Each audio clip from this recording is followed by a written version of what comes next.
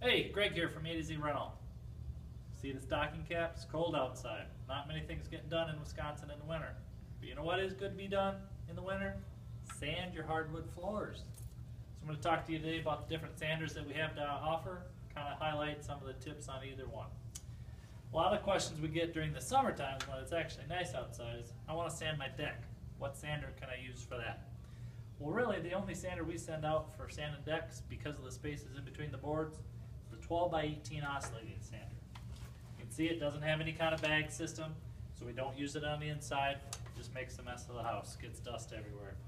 12 by 18 pad, sandpaper varies from 20 grit all the way up to 150. Oscillates, so it just hovers all over the floor. It doesn't matter if there's gaps in between those boards. Helps sand the deck down, that way you can restain it, repaint it, whatever you'd like to do.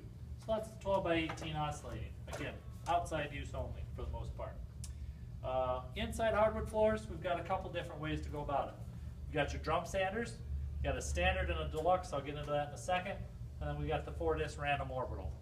Of course, with any of the inside stuff, your stair treads, your closets, baseboards, we've got the 7-inch edger.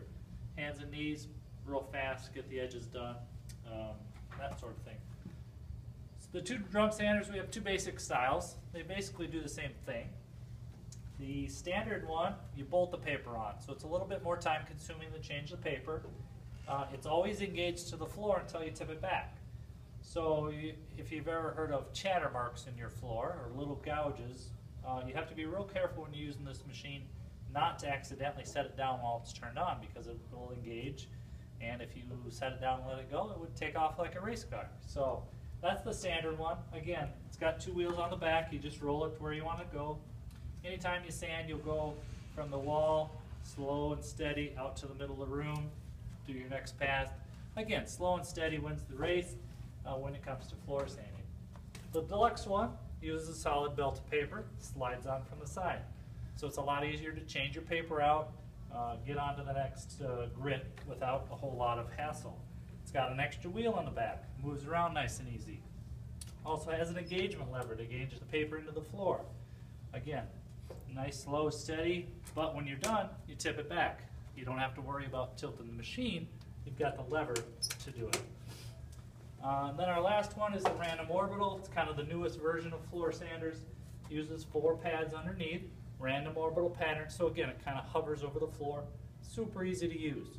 Walked in, saw Grandma the other day, she had 3 of them, one in each hand and one on her foot. It just hovers, you push it where you want it to go. The disadvantages to the random orbital, if you've got gouges, stains that you really have to take a lot of the floor down, it's not great for that. It's a kind of a low aggressive machine. Great for new stuff, great for buff and recoat where you're just trying to refresh that finish. But if you've got, dog scratched it up real bad, or you've got some pet stains, the drum sander might be the better way to go. Of course, we sell all the paper here as well. Any of those needs, we don't sell the product. We let the specialized companies handle that, so you can get your oil-based or water-based finish from those providers. Excuse me. Really, we're here to answer all your questions. There's lots of other videos out there on these guys. Just let us know if we can help you out. Check out the website, atozrentall.com with 2 L's, because we don't just rent a few things, we try to rent it all.